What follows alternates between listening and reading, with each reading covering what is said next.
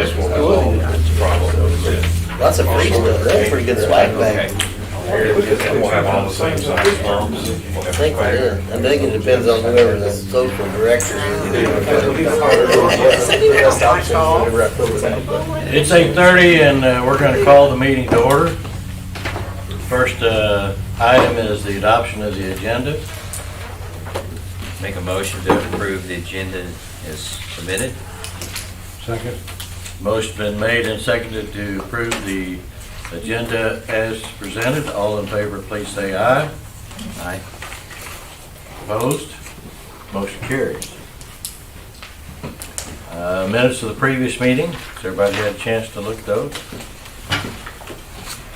Move we approve as printed. Second. Motion's been made and seconded to approve the minutes as presented. All in favor, please say aye. Aye. Opposed? Motion carries.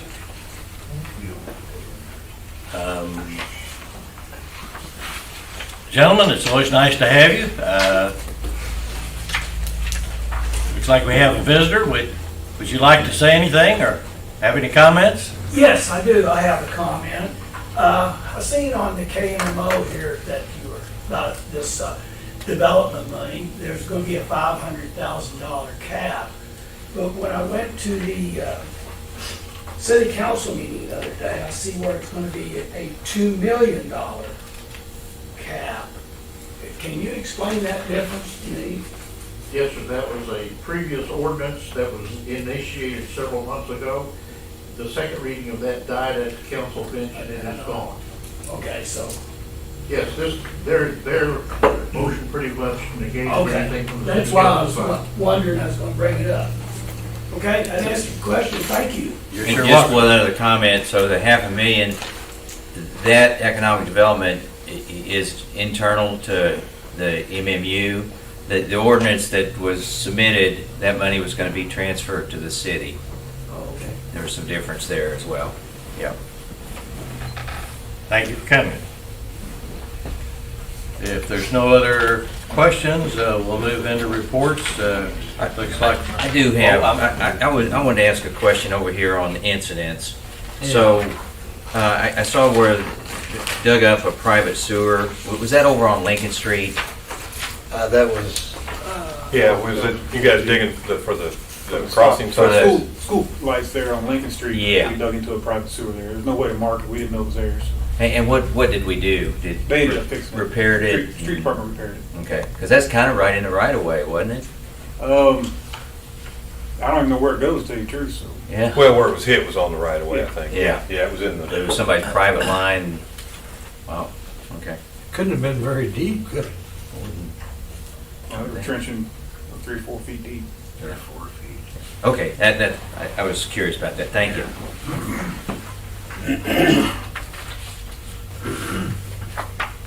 Grant, looks like you're up first. morning, John. Morning. I do have one action item this morning.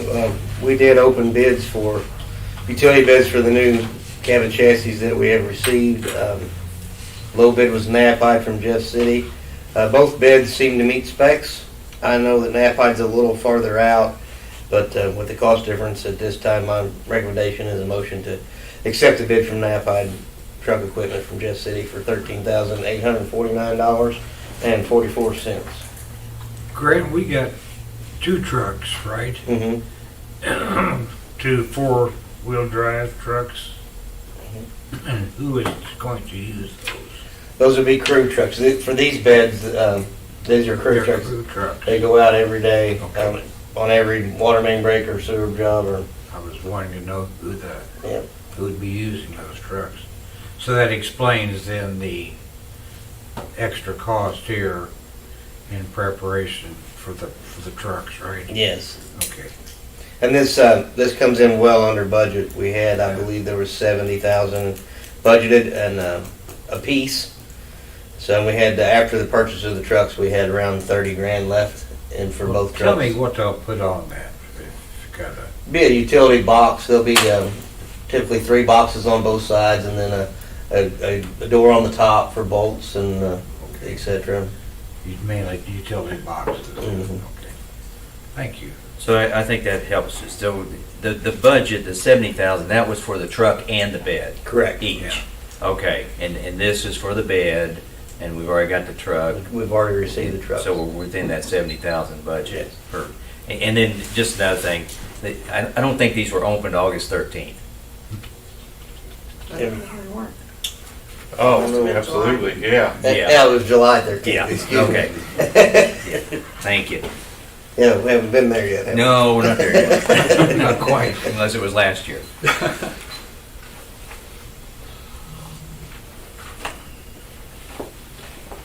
I make a motion to accept the bid from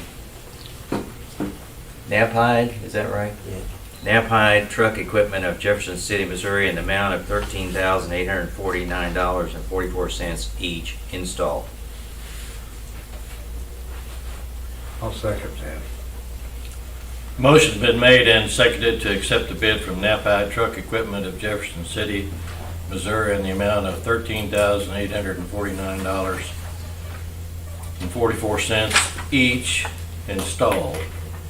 There's no additional questions or comments. All in favor, please say aye. Aye. Opposed, motion carries. Thank you, gentlemen. The only other thing is, as you can see, we had a rash of main breaks.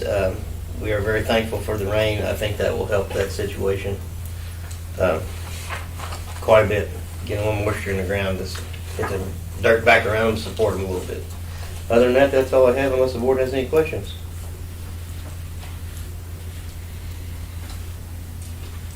Getting closer on the I&I report. Yes. We have got the bids sent out and for cure in place this year.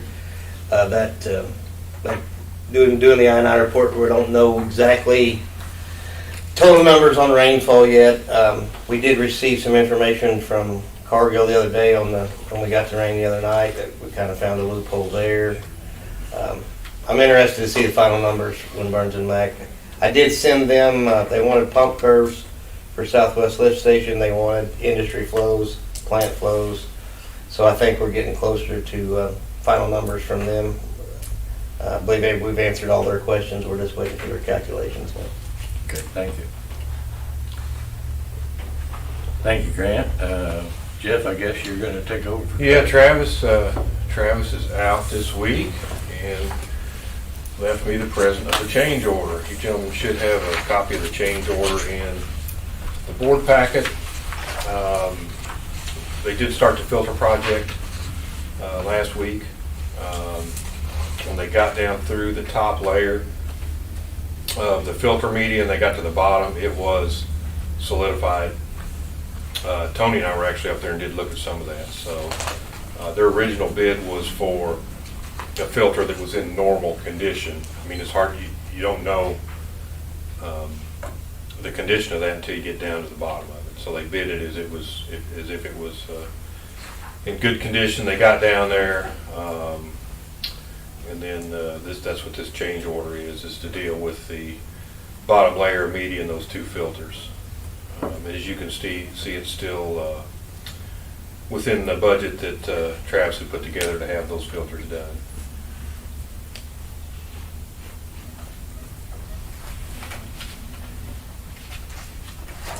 How thick would you say that media is down there? Total is about 40 inches, I think. And that's the anthracite. There's some sand. There's two different kinds of rock. It's that bottom layer with the rock. Yeah. There was actually trails going through the filter. I mean, it was solidified to the point where water wasn't passing through except in just a couple of areas. And I wish I would have had a piece to bring in when they do that second filter.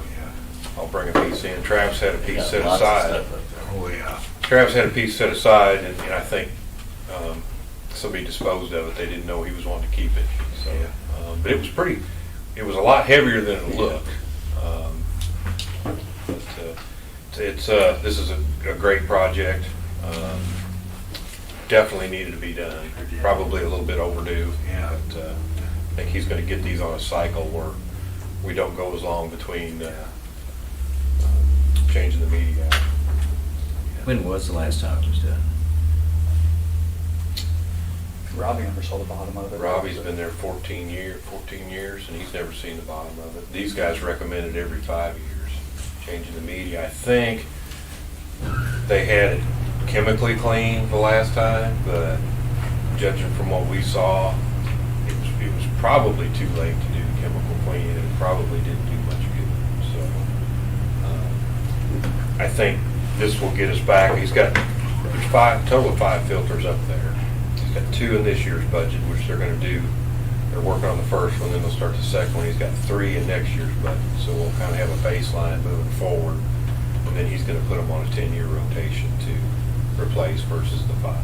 So that'll kind of work into our long-range plan as well, to start putting that stuff on, the radar, even though it's 10 years out. You know that it's probably going to, need to have some maintenance of some type done. So.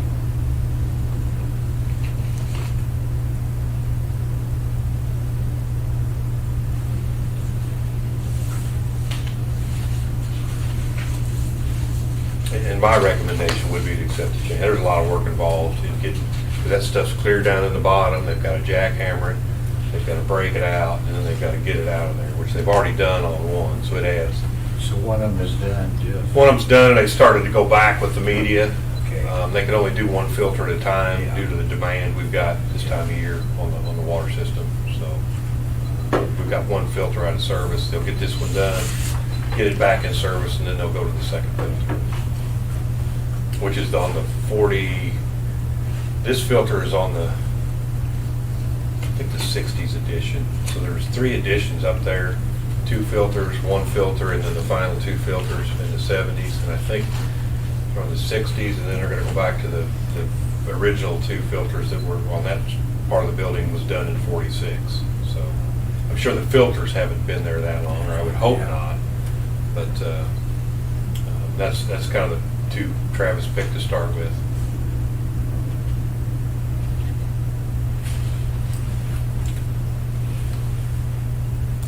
Well, I move we accept change order number 1 for the jackhammering of approximately 14 to 18 inches of solidified media from the 2 filters in the amount of $44,175. Second. Motion has been made and seconded to accept the change order number 1 for jackhammering approximately 14 to 18 inches of solidified media from the 2 filters in the amount of $44,175. There's no additional questions. All in favor, please say aye. Aye. Opposed? Motion carries. And I will tell you guys, it's well worth going to take a look at it. I'll see it. Okay.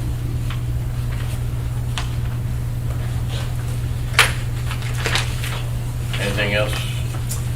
Unless you guys have questions, I think they're keeping pretty busy up there. The water demand's been up quite a bit. I think this rain has kind of helped them a little bit. I know they've been working 2 shifts, and I think on Mondays putting 10-hour shifts in to kind of get caught up over the weekends. I think the rain has kind of helped them as well. Help you? It actually has. It sure didn't hurt anything this time. Well, I had a zone on my sprinkler system stick, ran for about 2.5 days nonstop, so it'd be a pretty good sized water bill for you guys. We appreciate that. Grant's smiling over there, Spencer. Smile, well, you ought to smile. Could not get that thing turned off. Yeah. Got green grass though, huh? Oh, I got green grass. It's kind of soggy. Yeah. Okay, I guess we're ready for Nolan. Morning, Nolan. Good morning. Do have an action item this morning. The headworks pumps, as you guys probably know, has been an ongoing issue for a good while now. Had $140,000 budgeted. After talking with FTC and kind of going back and forth with all the information we provided them, their recommendation is to use the same size pumps that we have in the peak flow side. We had bought one of those in the past to make it a daily duty pump, and it's held up very well for us. So this would be, we would actually, a 3-pump package was the best savings, the best deal we could get on these pumps. And that would actually give us a spare. So anytime, any one of those pumps, if we ever have issues, they can be swapped around, put in anywhere we needed them to. So the recommendation is a motion to accept the quote from FTC Equipment LLC in the amount of $134,281.72 for a 3-pump package. Makes a lot of sense. A single pump, based off their quote, was just short of $50,000, so I think we actually saved 15%. 10%. Is it 10%? Yeah, it is. Is it 5% on the 2-pump package and 10% on a 3-pump package? Right, yeah. And we felt it was prudent to have a spare, especially with the supply chain issues, and just kind of get while the getting's good. There's a spare involved in that 3-pack. Yeah. And just we've got 6 pumps, so we'll have 6 pumps and 1 spare, and we're gonna have those long enough that spare will be used at some point. So, Yeah, like what's in there, the only, I guess, kind of question mark out there is the VFDs. We may have to do something different. We're not 100% sure yet. Haven't found anybody that give me a definitive answer on whether those can be turned down enough for that size pump, or if we'll have to swap those out. This is separate from the project that's going on down there? yes.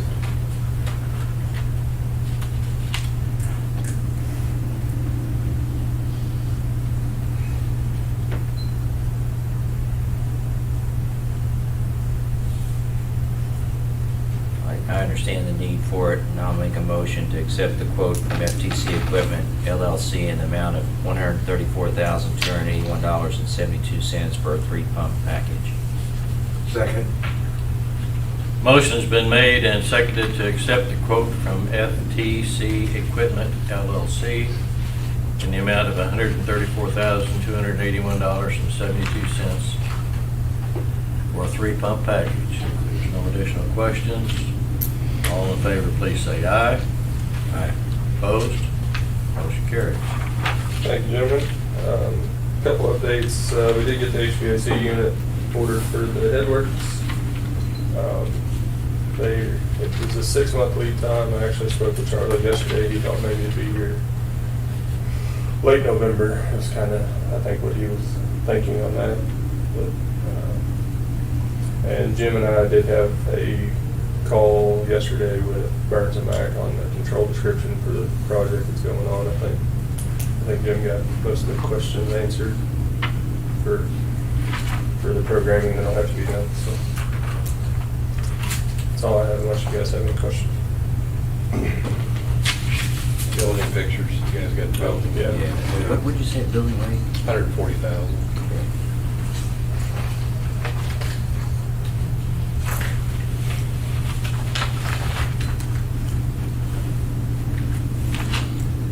What, has the manufacturer looked at that? What?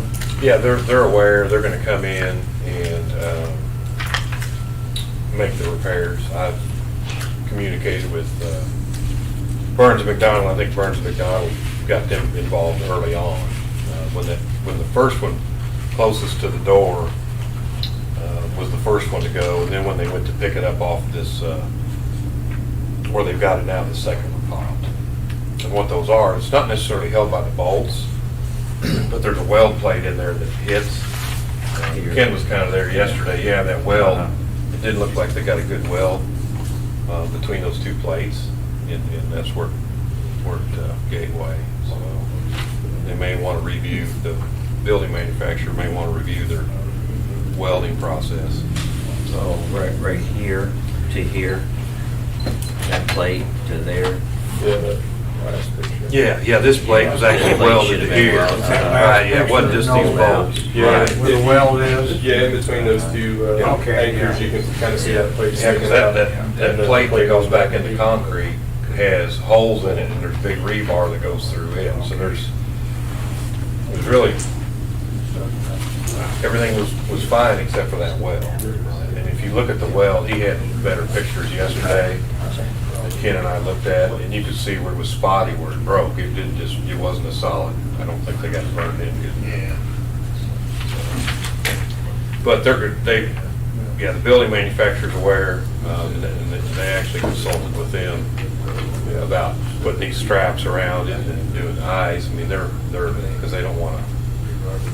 Yeah, they were on site, the manufacturer engineer was on site the second day before they ever lifted it to make sure the way they were doing it was approved, so. Yeah, we had to have we proved all that back through, or Burns McDonald proved that all back through the manufacturer, so. And I don't know if you open the door or not, Chuck, you open the door and look in there. Yeah, it's a nice building. It's Yeah. gonna- I did. And then there's one window that's opened up, you can look right in there too, yeah. Yeah, well, that's where the HVAC's gonna Yeah. come in on that end. There's a concrete pad just to the north of it, so.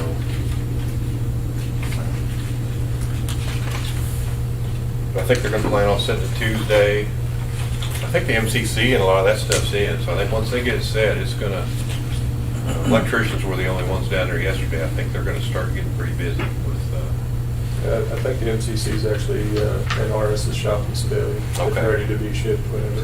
yeah, it's, there's a lot of materials on the ground. Things are gonna, start happening pretty quick. Tony's thinking our disbursements for August are gonna be, probably a record.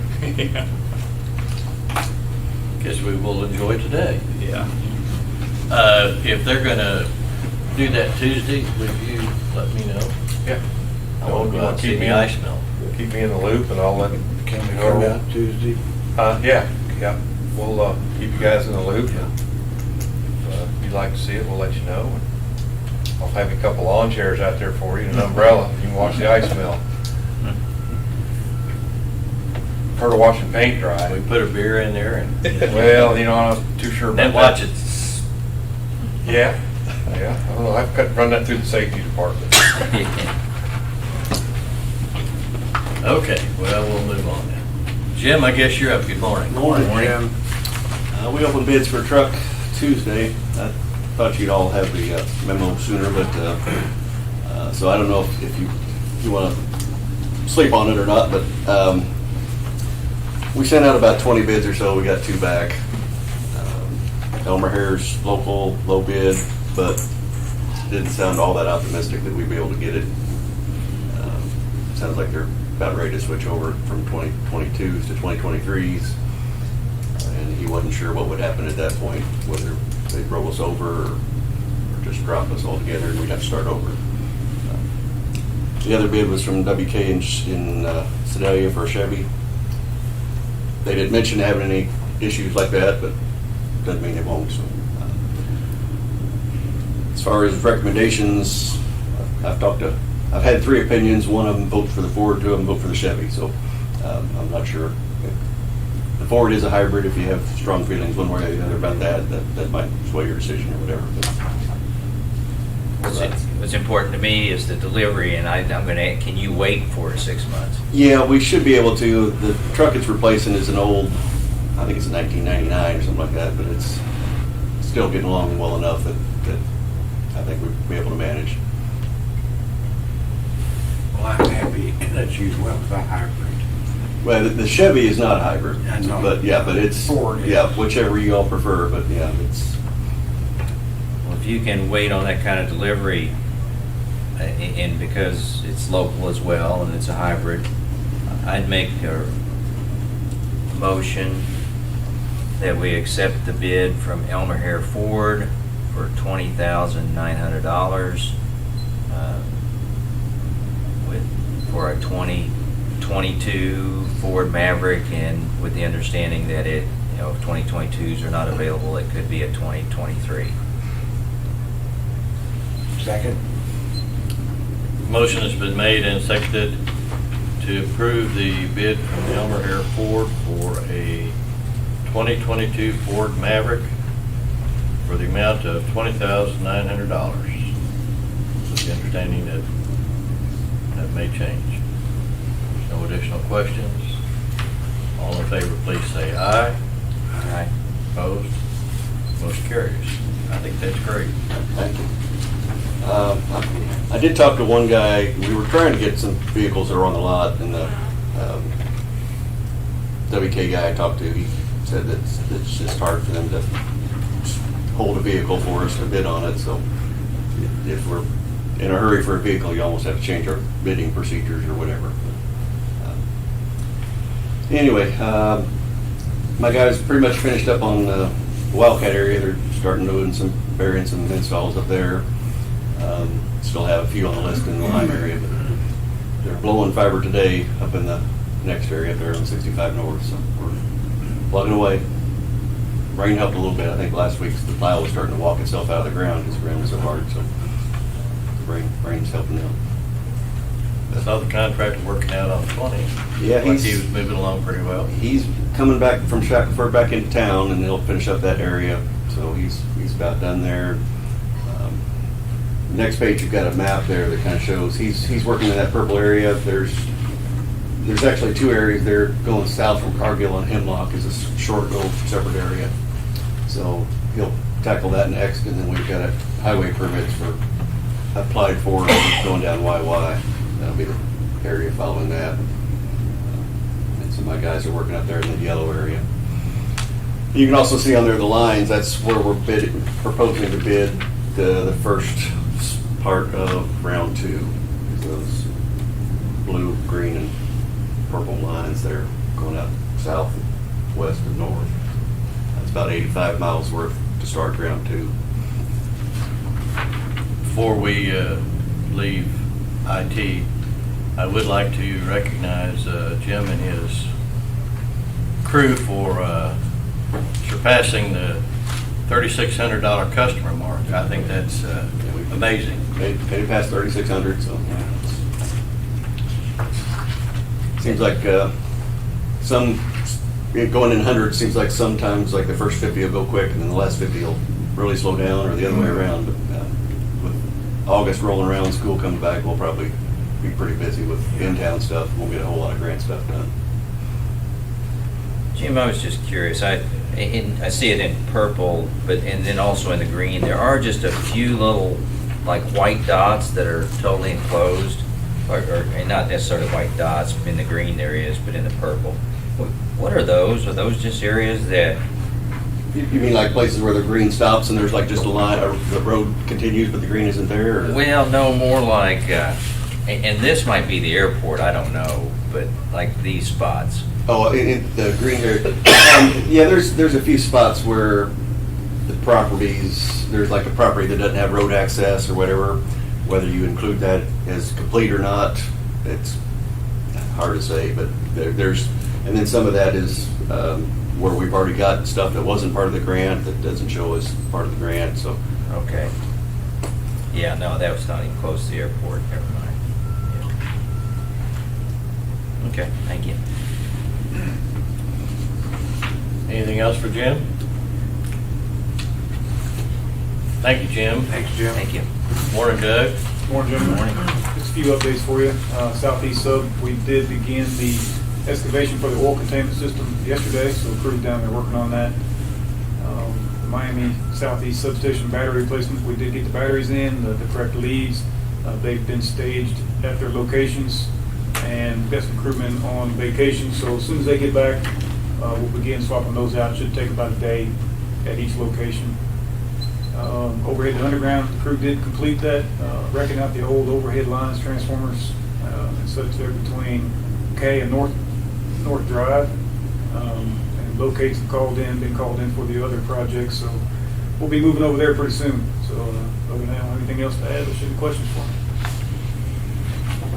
I have a question for you two gentlemen. I think that, and this is just me, but I think that we ought to start investigating the use of a drone. Perhaps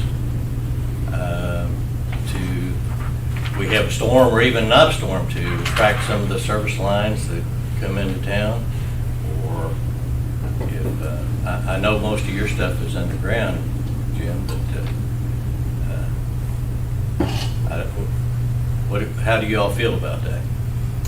I think it'd be beneficial, maybe on transmission line right away, transmission line, if we could use it in that area to inspect the line, or the right of way itself.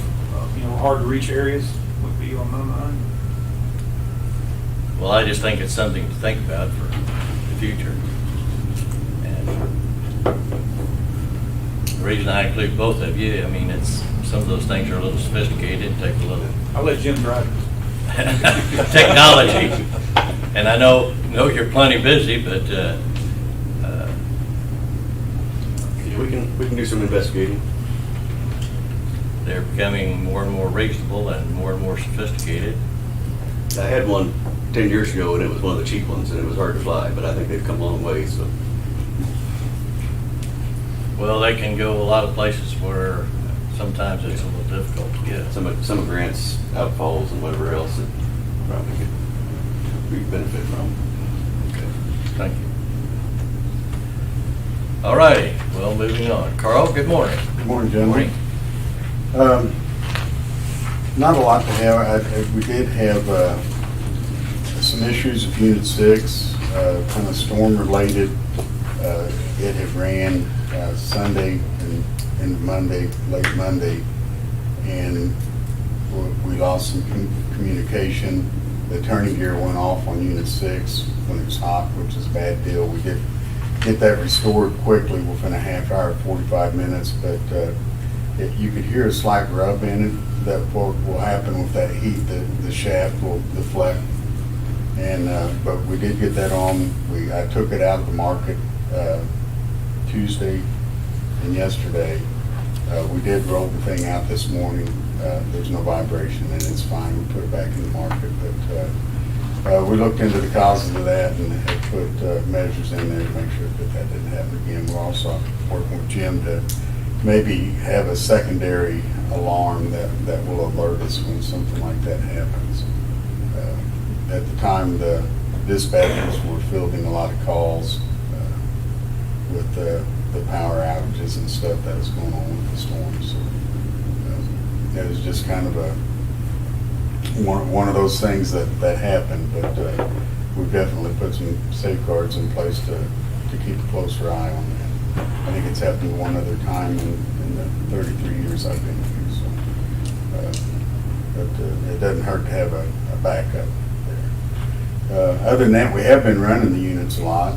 We got parts in for Unit 6, and they have started working on that, getting our Unit 6 fogger, and they have started working on that. Hopefully we'll have that done maybe by the end of this week, and have that extra generation from running the fogger back in play.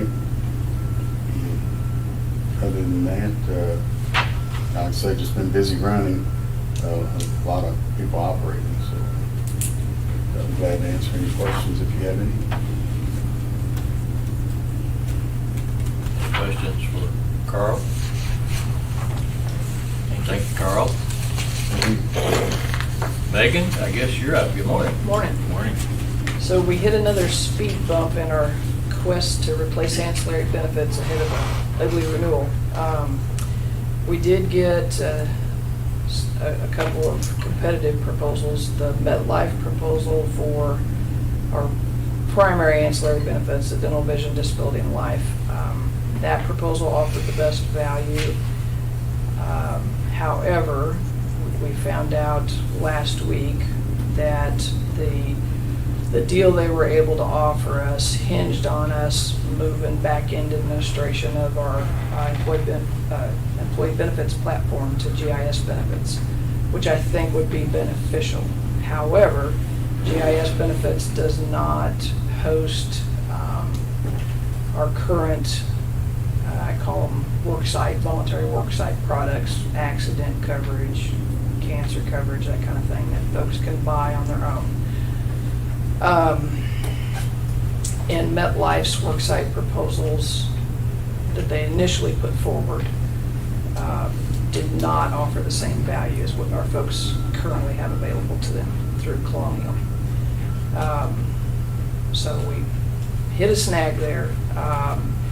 MetLife, the rep with MetLife actually got special approval from his underwriters to customize their worksite benefit offering. That's something they don't normally do for a group our size.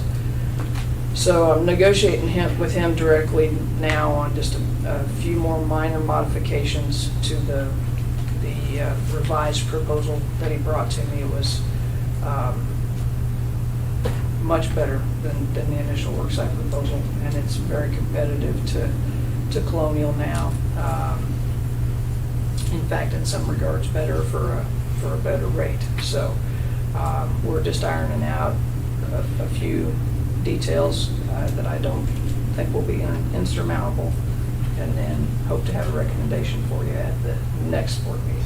So we won't have as many weeks as I had hoped to revamp Employee Navigator plus get the benefits installed, but it will still be doable for an October 1 effective date. So, other than that, just want to congratulate the folks at Wastewater Treatment. I'm sure you guys saw in your packet they've been 12 years without any recordable injuries, so keeping up with the water plant. Just outstanding on both those groups, and congratulations to them. Is that a new record? They're setting a new record every year, both groups, yes. That's great.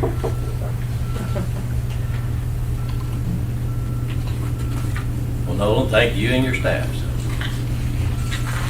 That helps out. Anything else for Megan? If not, Tony, good morning. Morning. Morning. Don't have a lot there. I am working on this next year's budget. My goal is to have a draft to you gentlemen at the next board meeting to review, and then hopefully we'll come back that September 1st board meeting and finalize if that works. So I'd be more than happy to answer any questions you guys have. Who is USAC? That's Universal Service Administration. It's like FCC, some reporting we do for broadband. Okay. It's kind of a quarterly report that we put together for them. I think that's for the schools, isn't it, for some of their stuff? Yeah. Not the acronym you're used to, but that. No, it's not. I knew it wasn't that one. Had any other comments about the building? No, I think everything's a lot of questions, and I think a lot of people, once they call and talk to somebody and get some explanation, I think they're pleased. A lot of questions on the base charge. Most people aren't aware that there was a base charge in the old rate, or not the old rate, but in the old billing. So now when they see that on their bill, they're wanting to know what the base charge is. And a lot of questions on the pilot, wanting to know what it is, and has it always been on there? And it has always been on there. So good questions. I'll be excited when we get the credit card stuff here, hopefully next week. Yeah. There's nothing else for Tony. Thank you, Tony. Jeff, good morning again. Morning, gentlemen. I do have one action item, and it is a language update to our electric rate schedule, and it's a language update as it applies to demand and how we calculate demand. And there are several reasons that the change is needed. You guys should be familiar with our wholesale billing. Our current demand schedule or language is based on the old way we were billed our wholesale, which was a 1 coincident peak, a 1 C peak, is what they referred it to. And that was our peak when the pool peaked. And then we would bill based on the customer's peak for that period. Well, that's kind of unique. I don't know that anybody else did what we're currently doing. Our new billing software won't do that. It'll do the peak during this, we can set the summer months, the 4 summer months, and then whatever that peak is during the 4 summer months. And I think that aligns better with our new wholesale billing, which is a 6 CP, 4 summer months, 2 winter months. So I think this language change that we're recommending will really kind of go back to how we were doing demand prior to the 1 CP, which is it'll pick that demand up for the 4 summer months and then calculate the ratchet, the 80% ratchet based off of that. So I don't know. And basically what a ratchet is, say you set a demand of 100 kW in the summer, then you're going to pay at least on the demand of 80 for the rest of, and most places don't have that issue. Their demand's pretty constant. ConAgra, for example, the ratchet never applies because, but there are some customers where that ratchet applies. So, they can have a demand of 70, they're going to still be billed 80 because they've set that. We've had to secure that capacity and provide the equipment for that peak. And if you don't do that, then you don't recover the revenue required to do those 2 things. So we went through a few bills. Shouldn't have too big of an impact. It will have an impact on a few, probably.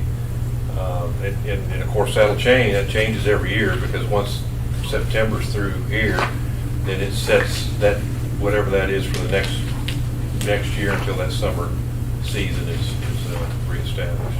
So we're recommending it for the October billing because this will have to go through the city council for approval as well. So we've allowed for the board's review on this and then 2 readings for the council as well. And we're really looking at, right now we've got demand is paid 25 kW and then 100 kW. When we worked with TOTH on time use rates, we looked at raising that 25 kW. They gave us different scenarios on 5 kW increments, clear up to 50 kW on what that impact would be and having time use rates there. So I think this will clean this up for our billing, but we're going to have more recommendations when we go to time of use probably next spring. And probably even look at redoing where those demand points are calculated. I want to ask that, and how long, so that 25, 100, and 700, that. Right. So how long have those been in effect? The 25? Yeah. That's Is that something we look at occasionally? No, it's been that for a long Been that for a long time, and time. so we're looking at that now. Okay. And we looked at that because and I think we've got a customer now that's been talking to Tony that has never hit that 25. Well, then they hit 26, 26.2. Yeah. And they're like, well, and that reclassifies them from commercial to Commercial to small small, general. yeah. And then our phone rings because they don't understand it. So we have the opportunity to raise that up. Okay. And we've got that data now, but rather than try to address a bunch of different things at this point, I think we're just wanting to get this language corrected, knowing that we'll look at those 2,500, 700s later when we go to the time of use. So. Mayor and councilman, is there anything that we can provide you all to, since this is just a language change and not anything else, so that there's no confusion or questions? My office is open, so yeah, if they've got questions, do any of the councilmen have questions and want to come in and sit down and discuss them, I'd be more than happy to do that. I might give you a phone call and a few just basics to answer questions that are simple, Okay. to better my understanding of exactly what it's all about. Okay. And that's about all I see, Jeff, is just me not understanding what some of the process is. Yeah, and demand's a pretty tough one. When we get customers that call on demand, it's difficult to explain. So, yeah, more than welcome to, Dewey, just let me know, and hopefully I'll be able to answer, any questions you have. You gotta have the infrastructure in place to hit those peaks, and that's, yeah. Yeah, you're providing the equipment to meet that capacity, but Right. if they're not using that capacity, then you'll never pay for it. Chuck, well, you paid demand. I read Chuck those gets bills, it. yeah, I read those bills, yeah. I will make a motion to approve updates to electric rate schedule as presented, beginning with the October 2022 billing. Second. Motion has been, well, I've got a question. Since this has to go to, I just add at the very end pending city council approval. okay, that was my question. Okay, yeah. Motion has been, is that okay with? Yes. Okay. Motion has been made and seconded to approve updates to the electric rate schedule as presented, beginning with the October 2022 building, pending council approval. There's no additional questions. All in favor, please say aye.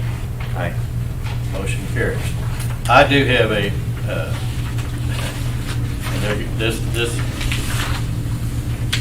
is there a term or terminology we could use other than demand? To me, demand is Capacity. Capacity, You could use capacity. I just think that's, That would make, I understand it, right. but I just think that's kind of a strong word that a lot of people look at and may,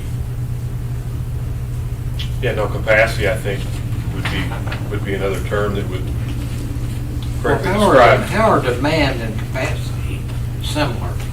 Well, demand is capacity. I mean, so it's whatever capacity you require. Well, is you your have peak. capacity, but then you have so much demand Requirement. requirement. Yeah. Yeah, whatever your peak capacity is, that would be your peak demand. Whatever your peak capacity requirement would be, is what I think that's, would accurately describe what the demand is. and I'm just thinking of people looking at it, a customer looking at it, wondering, Yeah, and we may make that simpler too by looking at what our demand levels are.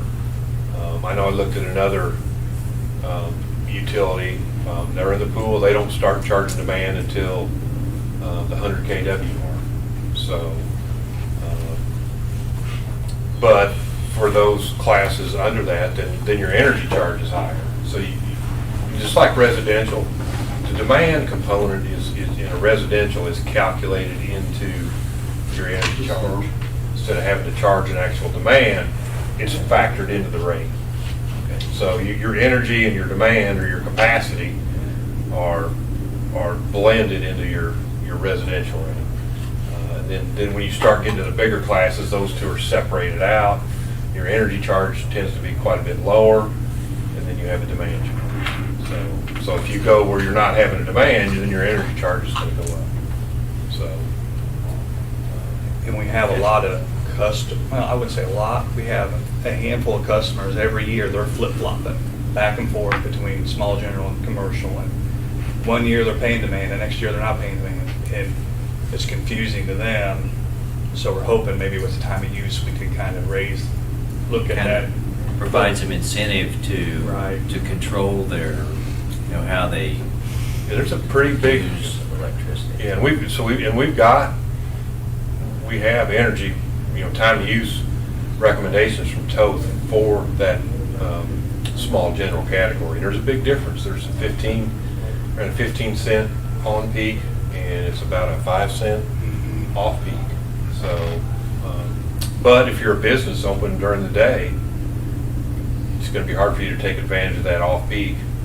I mean, you can if you move a lot of if you're making things or you got a load that you can control, move that to the morning, and some people will be able to keep their bills down quite a bit.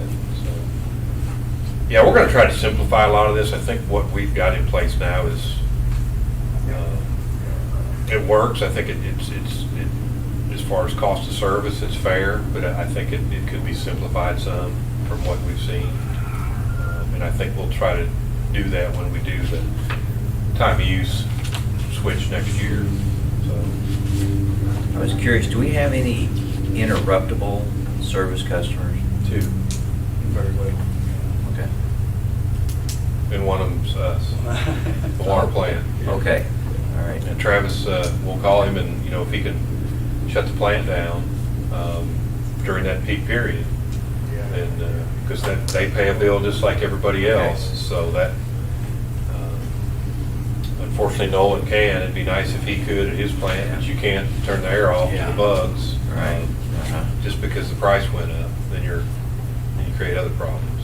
So, yeah, there's two of those that we have currently.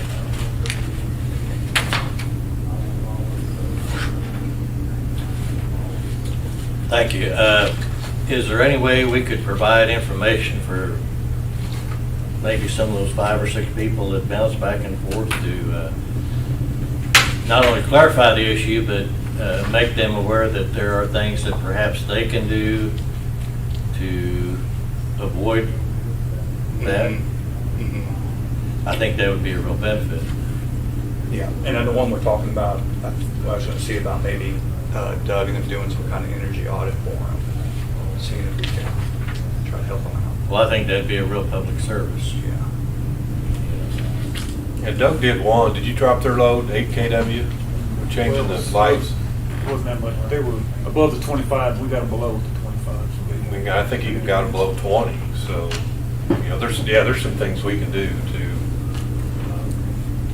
help those people that are right there on that line, especially with some of the lighting upgrades. There's some pretty low-cost upgrades you can do on your lighting to give you some cushion on that demand. So, but yeah, I think if we could identify who's in that window, reach out to them, and maybe help them out a little bit would be a good idea. I think nothing else but good PR. Yep.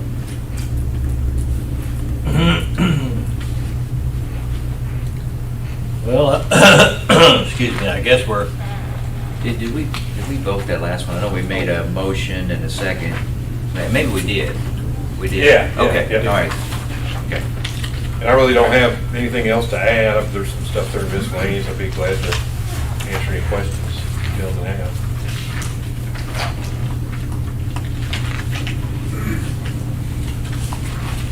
anything else for Jeff? If not, we'll move on to cash disbursement.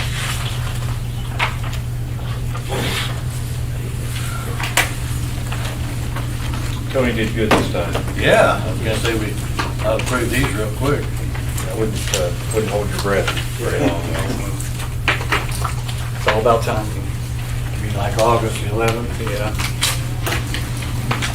Yeah, we got a bill from Burns and McDonald the other day when it was for the North Street pump station. But when I got the email, I sat down before I opened it because I was afraid it was going to be Nolan's bill. And we're due for a good one. If you guys saw that stuff laying on There's the a lot of ground. stuff out there. Yeah, and that's a lot of stuff we haven't paid for yet, unfortunately.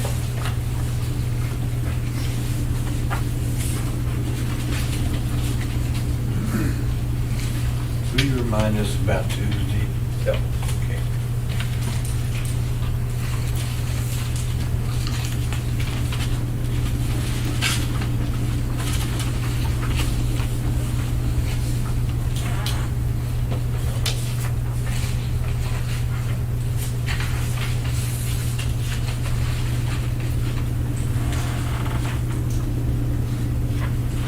Make a motion to approve the cash disbursements as submitted.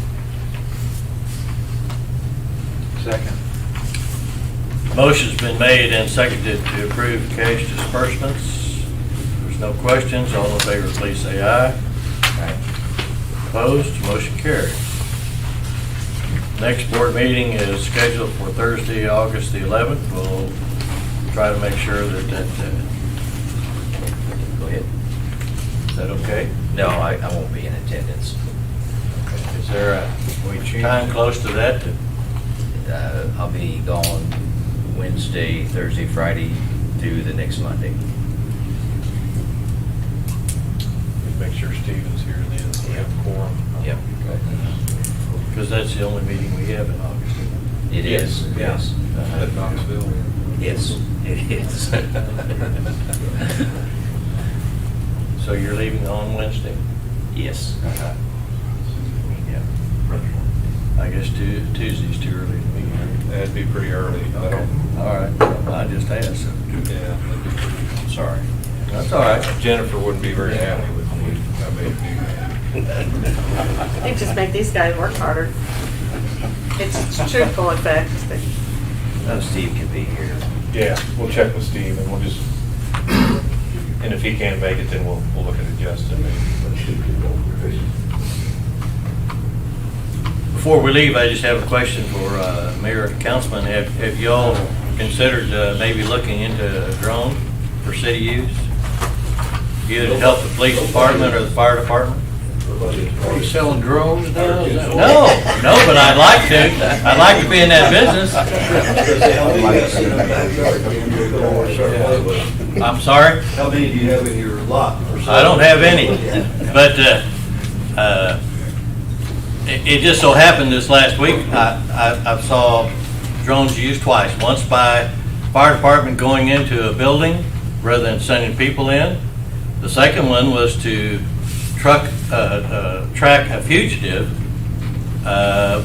because they didn't have a helicopter or something, but they were using a drone to track the person who was running through neighborhoods and hiding and stuff. I think I actually watched that same Modern Marvels and new police Yeah. work that they were doing. They pinned one of the guy just like finding a drone shepherd sitting in the floor. They followed him with that little drone all over the alleyways and everywhere. For Doug's use, it was pole lines and things like that. I think it'd be awesome. He could just look at everything just about every day very easily. And where to go, all sorts of brush clear. Here in town, nobody mentioned it. CMAS uses one. CMAS uses one. Okay. Yeah. Mr. Bryant, if I could, in discussion of drones, the Federal Aviation Administration requires training and a license to operate a drone in a commercial operation. So if you're thinking about putting one in use within the utilities itself, you'd like to have one and probably 2 licensed operators for the drones. And anybody that you contract, make sure if you ask for a bid on a contract, that you stipulate that they have the commercial pilot operational limitations from the FAA, and they have the proper license. Maybe we ought to have a pilot take care of that.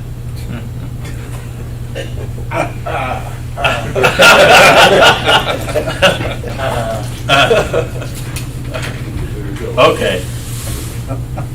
If there's nothing else, I would entertain a motion to adjourn. We don't need an executive session.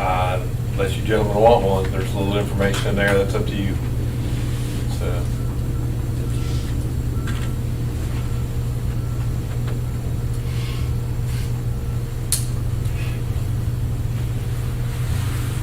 Makes no difference to me. Yeah, I think if you guys don't have questions, then I'd say just, we'll need one.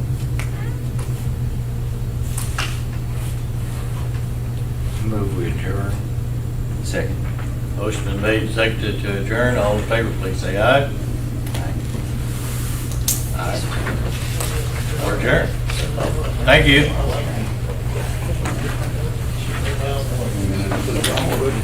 Where are you gonna be, Grant? Dude, you get a